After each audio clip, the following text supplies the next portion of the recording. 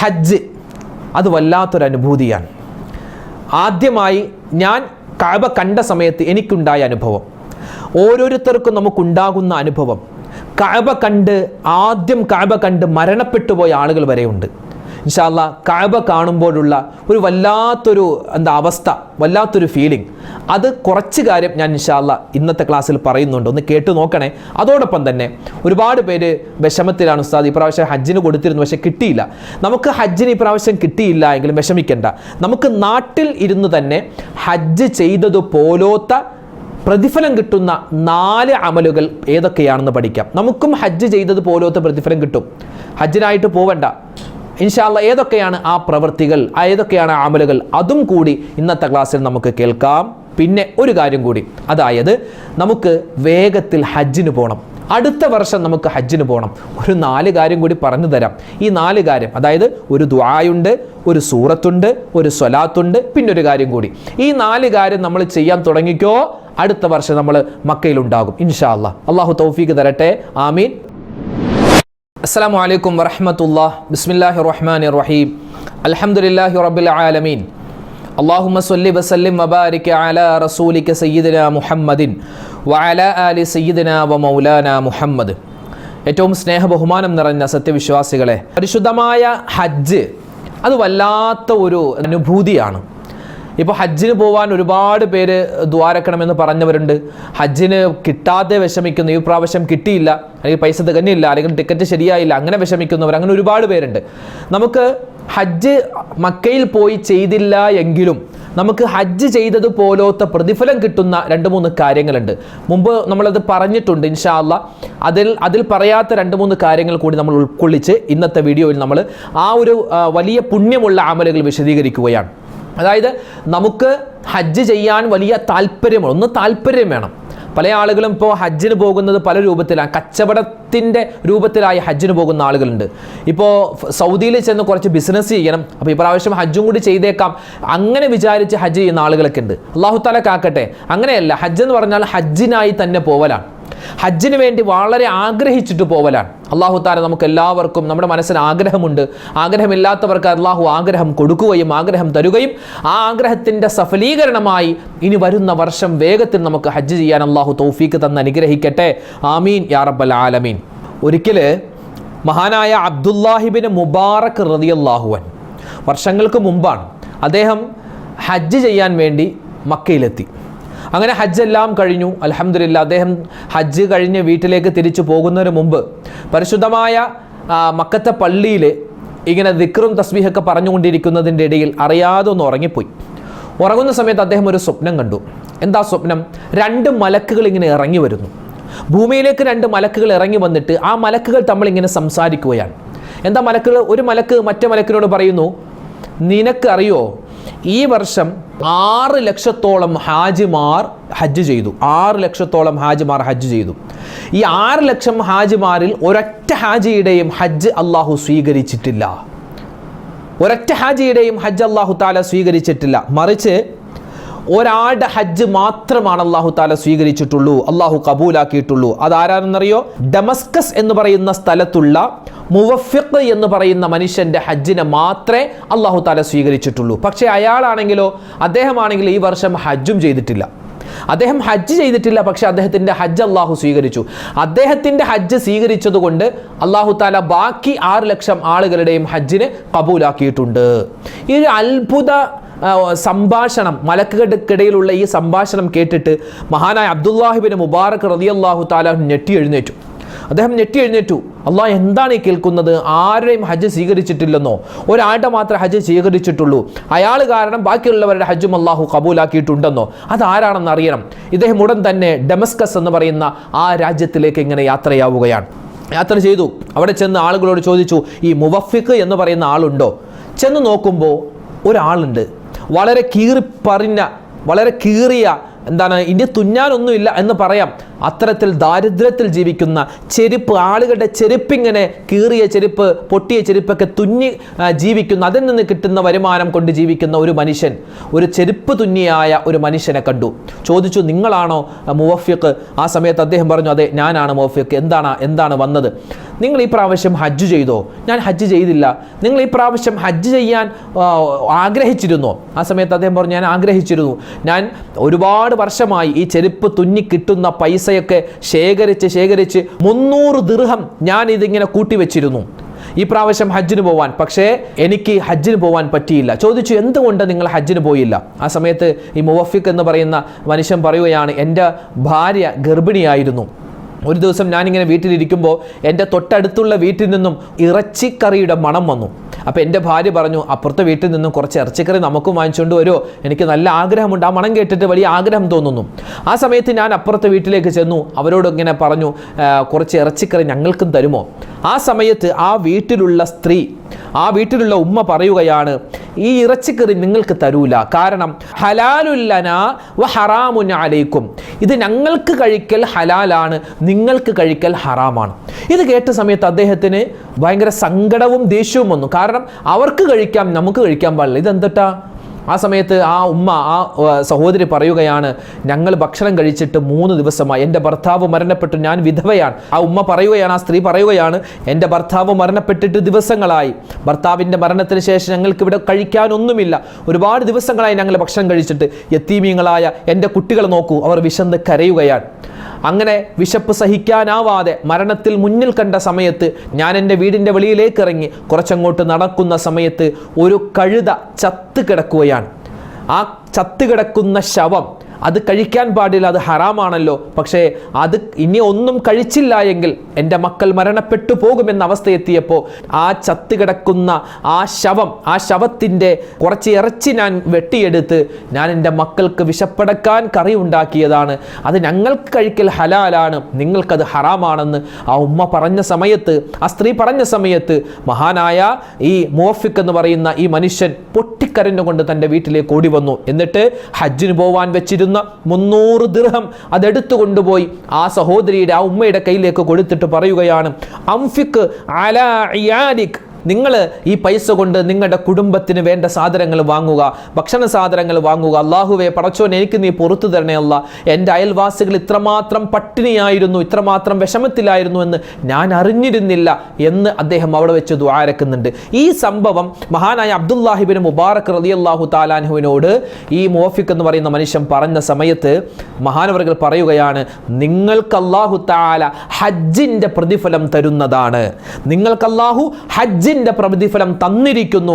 നിങ്ങൾ കഅബ കണ്ടില്ല, നിങ്ങൾ തവാഫ് ചെയ്തില്ല, അറഫയിൽ വന്നില്ല, മുസ്ദലിഫയിൽ വന്നില്ല, ജംറയിൽ കല്ലെറിഞ്ഞില്ല. പക്ഷേ നിങ്ങൾ അതെല്ലാം ചെയ്തതുപോലെ വലിയ ഹജ്ജിൻ്റെ കൂലി അള്ളാഹു നിങ്ങൾക്ക് തരുന്നുണ്ട്. മാത്രമല്ല, നിങ്ങൾ കാരണം ഈ വർഷം ഹജ്ജ് ചെയ്ത 6 ലക്ഷത്തോളം ഹാജിമാരുടെ ഹജ്ജ് മുഴുവനും അള്ളാഹു തആല സ്വീകരിച്ചിരിക്കുകയാണ് എന്ന സന്തോഷ വാർത്ത മഹാനായ അബ്ദുല്ലാഹി ഇബ്നു മുബാറക് തങ്ങൾ ആ മനുഷ്യനോട് പറയുകയാണ്. എൻ്റെ ശബ്ദം കേൾക്കുന്ന ഉമ്മമാരെ, ഉപ്പമാരെ, നമുക്ക് ആദ്യമായി വേണ്ടത്, ഹജ്ജ് ചെയ്യാൻ നമുക്ക് ആഗ്രഹമുണ്ടോ? നമുക്ക് അല്ലാഹു തആല ആഗ്രഹം സഫലീകരിച്ചു തരും. ഇല്ലെങ്കിൽ അതുപോലത്തെ ഒരു പ്രതിഫലം തരും. ആദ്യമായി വേണ്ടത് അതിയായ ആഗ്രഹമാണ്. ആഗ്രഹം മനസ്സിലുണ്ടാവണം. മാത്രമല്ല, നല്ലതുപോലെ ദുആ ചെയ്യണം, നല്ലതുപോലെ ദുആ ഇറക്കണം. അല്ലാഹുവേ, എനിക്ക് ഹജ്ജിന് നീ തൗഫീക്ക് തരണേ അല്ലാ. ഏതാണ് ഹജ്ജിന് തൗഫീക്ക് കിട്ടാനുള്ള ഒരു ദുആ? അല്ലാഹുമ്മ ർസുഖ്നാ ഹജ്ജ ബൈതികൽ ഹറം വസിയാറത റൗളതി നബിയിക മുസ്തഫ മുഹമ്മദിൻ സ്വല്ലല്ലാഹു അലൈഹി വസല്ലം. ഈ ദുആ നമ്മൾ അധികരിപ്പിക്കണേ. ഈ ദുആ നമ്മൾ എല്ലാ സമയത്തും ദുആ ഇറക്കണേ. എന്തിനാണ്? ഹജ്ജിന് പോവാൻ, ഉംറക്ക് പോവാൻ, മദീന കാണാൻ ആഗ്രഹമുള്ള ഉമ്മ, ആഗ്രഹമുള്ള ഉപ്പമാരെ, ഈ ദുആ നമ്മളിങ്ങനെ പറയണേ. ഏതാണ് ആ ദുആ? അല്ലാഹുമ്മ ർസുഖ്നാ ഹജ്ജ ബൈതികൽ ഹറം വസിയാറത റൗളതി നബിയിക മുസ്തഫ മുഹമ്മദിൻ സ്വല്ലല്ലാഹു അലൈഹി വസല്ലം. അല്ലാഹുവേ, ഹജ്ജ് ചെയ്യാൻ നീ എനിക്ക് തൗഫീക്ക് തരണേ അല്ലാ. മുത്തായ റസൂലിന്റെ റൗള കാണാനുള്ള വിധി തരണേ അല്ലാ എന്നാണ് ആ ദുആഇന്റെ അർത്ഥം. ഒന്നാമതായി വേണ്ടത് ആ ദുആ ഓതലാണ്, ആ ദുആ പറയലാണ്. രണ്ടാമതായി ഒരു സൂറത്ത് ഞാൻ പറഞ്ഞു തരാം. സൂറത്തുൽ ഹശ്ർ. അല്ലെ, സൂറത്തുൽ ഹശ്ർ ഖുർആനിലെ അതിപ്രധാനപ്പെട്ട സൂറത്തുകളിൽ ഒന്നാണ് സൂറത്തുൽ ഹശ്ർ. അതായത് ലൗ അൻസൽന എന്ന ആയത്ത് ഉള്ള സൂറത്താണ് സൂറത്തുൽ ഹശ്ർ. ഏതെങ്കിലും ഒരു മനുഷ്യൻ മനസ്സിൽ എന്തെങ്കിലും നല്ല ഉദ്ദേശം കരുതിയിട്ട് ആ സൂറത്തുൽ ഹശ്ർ ഓതി ദുആ ചെയ്താൽ അയാളുടെ എന്ത് ആഗ്രഹമാണെങ്കിലും അല്ലാഹു സഫലീകരിച്ച് തരുന്നതാണ്. അതുകൊണ്ട് സൂറത്തുൽ ഹശ്ർ മറന്നു പോവണ്ട. അതോടൊപ്പം തന്നെ നമുക്ക് ഓതാൻ പറ്റിയ മറ്റൊരു സൂറത്താണ് സൂറത്തുൽ ഹജ്ജ്. അല്ലെ, സൂറത്തുൽ ഹജ്ജ് എന്ന് പറഞ്ഞാൽ ഹജ്ജുമായി ബന്ധപ്പെട്ട ഒരുപാട് കാര്യങ്ങൾ സംസാരിക്കുന്ന സൂറത്തുൽ ഹജ്ജ്. അപ്പൊ ഇൻഷാ അല്ലാഹ് സൂറത്തുൽ ഹജ്ജ് ഓതിയാലും വലിയ പ്രതിഫലമാണ്. ഇവിടെ മഹത്തുക്കളായ പണ്ഡിതന്മാർ പറയുന്നതായി നമുക്ക് കാണാം. അതായത് അബൂ സുഊദ് എന്ന് പറയുന്ന ഒരു ഗ്രന്ഥത്തിൽ കിതാബിൽ കാണുന്നു, മൻ ഖറഅ സൂറത്തുൽ ഹജ്ജി ഉഅതിയ മിനൽ അജ്രി കഹജ്ജത്തിൻ ഹജ്ജഹാ വ ഉംറത്തിൻ ഇഅ്തമറഹാ ബിഅദദി മൻ ഹജ്ജ വഅ്തമറ ഫീമാ മളാ വ ഫീമാ ബഖിയ. അതായത് ഒരാൾ ഹജ്ജിന് പോവാൻ ആഗ്രഹിച്ചുകൊണ്ട് സൂറത്തുൽ ഹജ്ജ് ഓതിയാൽ അള്ളാഹു അവന്റെ ആഗ്രഹം സഫലീകരിക്കുകയും അതുപോലെ തന്നെ ഇയാൾ ഹജ്ജിന് പോവാൻ ആഗ്രഹിച്ചിട്ട് ഈ സൂറത്തുൽ ഹജ്ജ് ഓതി കഴിഞ്ഞാൽ അയാൾക്ക് എന്ത് കിട്ടും? ഹജ്ജ് ചെയ്തതുപോലത്തൊരു പ്രതിഫലം അല്ലാഹു തആല കൊടുക്കുമെന്നും നമുക്കതിൽ കാണാൻ പറ്റും. അപ്പോൾ ഇൻഷാ അല്ലാഹ് സൂറത്തുൽ ഹജ്ജ് ഓതിക്കോളി, അതുപോലെ സൂറത്തുൽ ഹശ്ർ ഓതിക്കോളി.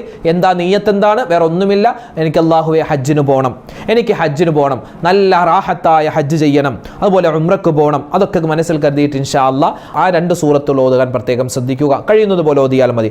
മൂന്നാമത്തേത് ഒരു സ്വലാത്താണ്. ഏതാണ് ആ സ്വലാത്ത്? നമുക്ക് എല്ലാവർക്കും അറിയാം. അദദ് സ്വലാത്ത് എന്ന് പറയുന്ന സ്വലാത്തുണ്ട്. അല്ലാഹുമ്മ സ്വല്ലി അലാ സയ്യിദിനാ മുഹമ്മദിൻ വഅലാ ആലി സയ്യിദിനാ മുഹമ്മദ് അദദ മാ ഫീ ഇൽമില്ലാഹി സ്വലാത്തൻ ദായിമതൻ ബിദവാമി മുൽക്കില്ലാഹ്. അല്ലാഹുവേ, നിന്റെ അധികാരത്തിൽ എന്തെല്ലാം വസ്തുക്കളുണ്ടോ ആ വസ്തുക്കളുടെ എണ്ണത്തിനനുസരിച്ച് മുത്തായ റസൂലിനും അവിടുത്തെ കുടുംബത്തിനും അവിടുത്തെ അനുചരന്മാർക്കും എല്ലാവർക്കും നീ ഗുണവും രക്ഷയും സമാധാനവും കൊടുക്കണേ എന്ന ആ ഒരു സ്വലാത്ത് ആഗ്രഹ സഫലീകരണത്തിന് ചൊല്ലാൻ പറ്റിയ സ്വലാത്താണ്. നമുക്ക് കഅബ കാണാൻ ആഗ്രഹമുണ്ട്, ഹജ്ജ് ചെയ്യാൻ ആഗ്രഹമുണ്ട്, മദീനത്ത് പോവാൻ ആഗ്രഹമുണ്ട്, ഉംറ ചെയ്യാൻ ആഗ്രഹമുണ്ട്. ഈ സ്വലാത്ത് ചൊല്ലിയിട്ട് നമ്മളൊന്ന് ദുആ അരക്കണേ. അല്ലാഹുമ്മ സ്വല്ലി അലാ സയ്യിദിനാ മുഹമ്മദിൻ വഅലാ ആലി സയ്യിദിനാ മുഹമ്മദിൻ അദദ മാ ഫീ ഇൽമില്ലാഹി സ്വലാത്തൻ ദായിമതൻ ബിദവാമി മുൽക്കില്ലാഹ്. അതുകൊണ്ട് ഈ ഒരു സ്വലാത്ത് മറന്നു പോവണ്ട. പിന്നെയോ സ്വതക്ക ചെയ്യുക. നമ്മളിപ്പോൾ പറഞ്ഞല്ലോ, അബ്ദുല്ലാഹി ബിനു മുബാറക് റളിയല്ലാഹു അൻഹുവിന്റെ ആ ചരിത്രം നമ്മൾ പറഞ്ഞല്ലോ. അപ്പോൾ ആ പാവപ്പെട്ട ആൾക്ക് ഇദ്ദേഹം ആ മുവഫിഖ് എന്ന് പറയുന്ന മനുഷ്യൻ സ്വതക്ക കൊടുത്തപ്പോൾ എന്തായി? ഹജ്ജിന്റെ ചെയ്ത പോലത്തെ കൂലി കിട്ടി. അപ്പോൾ മനസ്സിൽ നമ്മൾ എന്ത് ചെയ്യുക? മനസ്സിൽ കരുതിയിട്ട് നമ്മൾ സ്വതക്ക കൊടുക്കുന്ന സമയത്ത് മനസ്സിൽ കരുതുക, പഠിച്ചോനെ എനിക്കിത് ഹജ്ജിന് പോകാൻ തൗഫീഖ് കിട്ടാൻ വേണ്ടി ഞാനിത് ആ സ്വതക്ക കൊടുക്കുന്നു. അങ്ങനെ സ്വതക്ക കൊടുക്കുമ്പോൾ ഹജ്ജ് ചെയ്യണം, അതുപോലെ ഉംറ ചെയ്യണം, മക്കത്ത് പോകണം, മദീനത്ത് പോകണം. ആ ഒരു നിയ്യത്തിൽ നമ്മൾ എന്ത് ചെയ്യുക? സ്വതക്ക കൊടുക്കുക. ഇൻഷാ അല്ലാഹ് അല്ലാഹു തആല തൗഫീഖ് തന്ന് അനുഗ്രഹിക്കുമാറാവട്ടെ. പരിപാവനമായ കഅബ, ആ കഅബയൊക്കെ കാണുമ്പോൾ നമ്മൾ നേരെ ജിദ്ദ എയർപോർട്ടിൽ ഇറങ്ങുന്ന സമയത്ത് തന്നെ നമുക്ക് വല്ലാത്തൊരു ഫീലിംഗ് ആണ്. മക്ക ഉൾപ്പെടുന്ന, മദീന ഉൾപ്പെടുന്ന ആ രാജ്യത്താണല്ലോ എത്തിയിട്ടുള്ളത്, അല്ലേ? നമ്മൾ വേറെ ഒരു പ്രവാസ ജീവിതം നയിക്കാൻ വേണ്ടി വന്നതല്ല, നമ്മൾ ഹറം കാണാൻ വേണ്ടി വന്നതാ. ലക്ഷക്കണക്കിന് പ്രവാചകന്മാരും ലക്ഷക്കണക്കിന് വരുന്ന ഔലിയാക്കന്മാരും സ്വാലിഹീങ്ങളും അവരൊക്കെ ആ കൽപാദം വെച്ച ആ പുണ്യമായ മണ്ണിലേക്ക് നമ്മളും ചെല്ലുകയാണ്. അതിന് തൗഫീഖ് കിട്ടി, അല്ലേ? ആ പരിശുദ്ധമായ കഅബ, ആ കഅബ കാണാൻ, അതുപോലെ തന്നെ ആ കഅബ തവാഫ് ചെയ്യാൻ, ഹജ്ജ് ചെയ്യാൻ, ഉംറ ചെയ്യാൻ നമ്മൾ ചെല്ലുന്ന ആ അവസരം അത് വല്ലാത്തൊരു ഫീലിംഗ് ആണ്. നമ്മൾ നേരെ ഫ്ലൈറ്റ് ഇറങ്ങി നമ്മൾ ബസ്സിൽ കയറി നേരെ പോവുകയാണ്. പോകുമ്പോൾ ഹറമിൻ്റെ അടുത്തുകൂടിയൊക്കെ ഇങ്ങനെ ബസ്സിന് പോകുമ്പോൾ സമയത്ത് അവിടെ ഇങ്ങനെ ഖിറാഅത്ത് കേൾക്കാം. ആ ഖിറാഅത്ത്, അതായത് ഹറമിൽ ഇമാമുമാർ ഓതുന്ന ഖിറാഅത്ത് അവിടെ ഇങ്ങനെ വെച്ചിട്ടുണ്ടാകും. അതിങ്ങനെ കേൾക്കുമ്പോൾ നമ്മൾ ഇത്രയും നാൾ ഈ ടി വിയിലും അതുപോലെ തന്നെ ഫോണിലൊക്കെ കണ്ടത് നേരിട്ട് കാണുമ്പോഴുള്ള ഒരു വല്ലാത്തൊരു ഫീലിംഗ് ഉണ്ട്. അള്ളാഹു ഇവിടെ ഞങ്ങൾക്ക് ഇനിയും പോകാൻ തൗഫീഖ് തരണേ അല്ലാഹ്. അവിടെ ചെന്നിട്ട് നമ്മൾ റൂമിൽ ചെല്ലുന്നു, നമ്മൾ ഒന്ന് ഫ്രഷ് ആകുന്നു, നേരെ നമ്മൾ ഉംറക്ക് വേണ്ടി പോവുക. അങ്ങനെയാണ് സാധാരണ ഉംറക്ക് പോകുന്ന ആളുകളൊക്കെ അങ്ങനെയാണല്ലോ. നേരെ റൂമിലേക്ക് ചെല്ലുന്നു, നമ്മൾ ലഗേജൊക്കെ വെച്ചിട്ട് നേരെ നമ്മൾ പോവുകയാണ്. ഞാൻ ഉംറക്ക് പോയ സമയത്തുള്ള ആ അനുഭവം ഞാൻ പറയാം.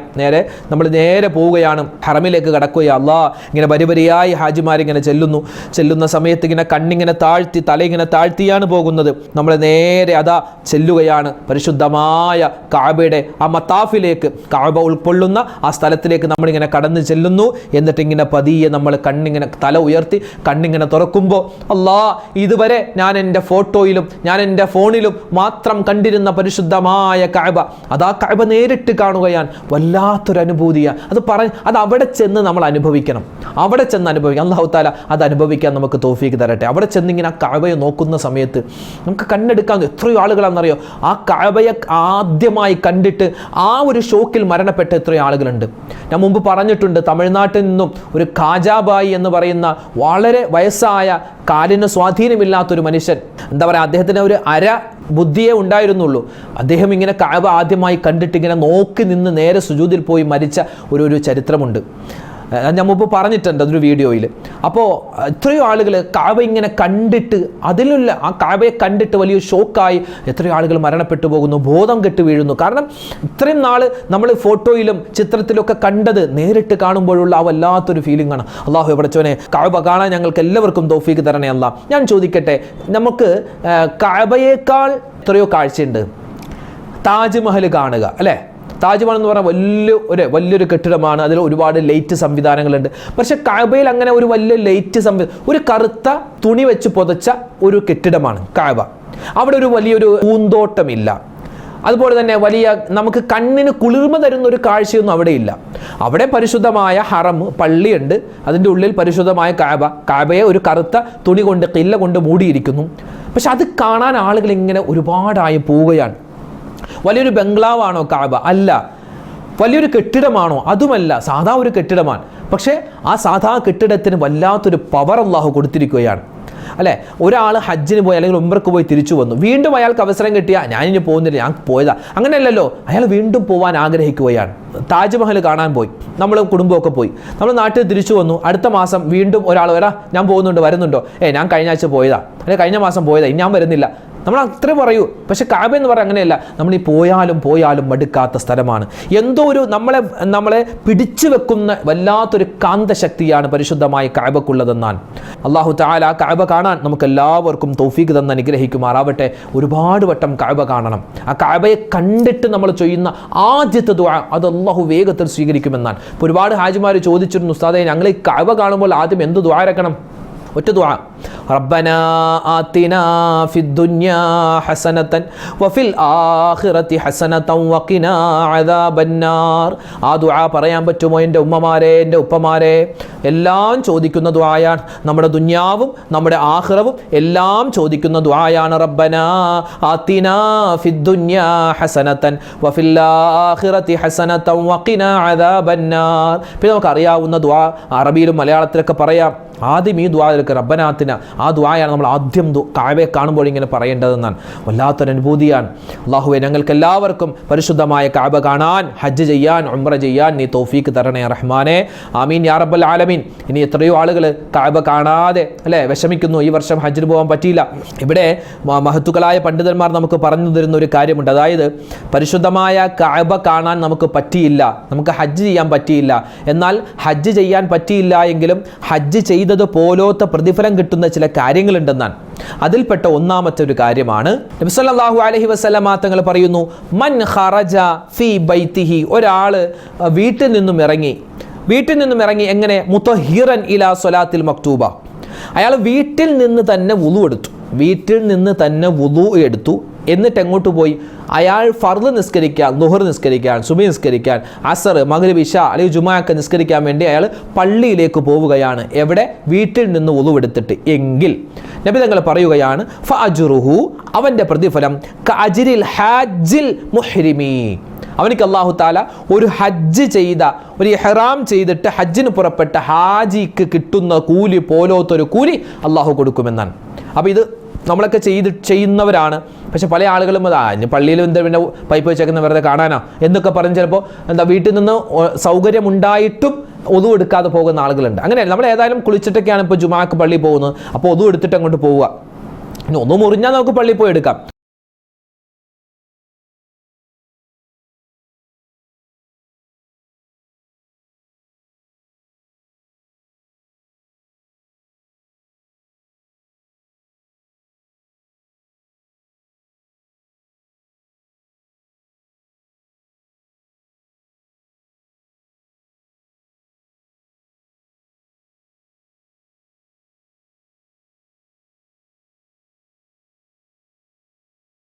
ഉപ്പമാര് പ്രത്യേകം ശ്രദ്ധിക്കണം. എന്ത്? വീട്ടിൽ നിന്ന് നമ്മൾ ഇറങ്ങുമ്പോൾ പള്ളിയിലേക്ക് പോവുകയാണെങ്കിൽ വുളുവോടുകൂടി ഇറങ്ങുക, അതിന് വലിയ പ്രതിഫലമാണ്. ഇങ്ങനെ നിരവധി കാര്യങ്ങൾ എന്തുണ്ട്? ഈ ഹജ്ജ് നമുക്ക് ചെയ്തില്ല എങ്കിലും ഹജ്ജ് ചെയ്തത് പോലോത്തൊരു പ്രതിഫലം അല്ലാഹു തആല തരും. നേരത്തെ പറഞ്ഞല്ലോ, പാവപ്പെട്ടവർക്ക് സ്വതക്ക് കൊടുക്കുക, പാവപ്പെട്ടവരെ സഹായിക്കുക, വിധവകളെ സഹായിക്കുക. നമ്മുടെ നാട്ടിൽ ഒരുപാട് ഈ ഭർത്താക്കന്മാർ മരണപ്പെട്ടു പോയ സഹോദരിമാരുണ്ട്. അവർക്ക് ഇപ്പോൾ ഈ പെരുന്നാൾ വരുമ്പോൾ അവർക്ക് എന്താണ് ഒരു കിറ്റ് കൊടുക്കുന്ന പരിപാടി. ആ പെരുന്നാളിന് മാത്രം ഒരു കിറ്റ് കൊടുക്കും. അത് അവർക്ക് ഭർത്താവില്ല, അവർക്ക് കൊടുത്തേക്കും.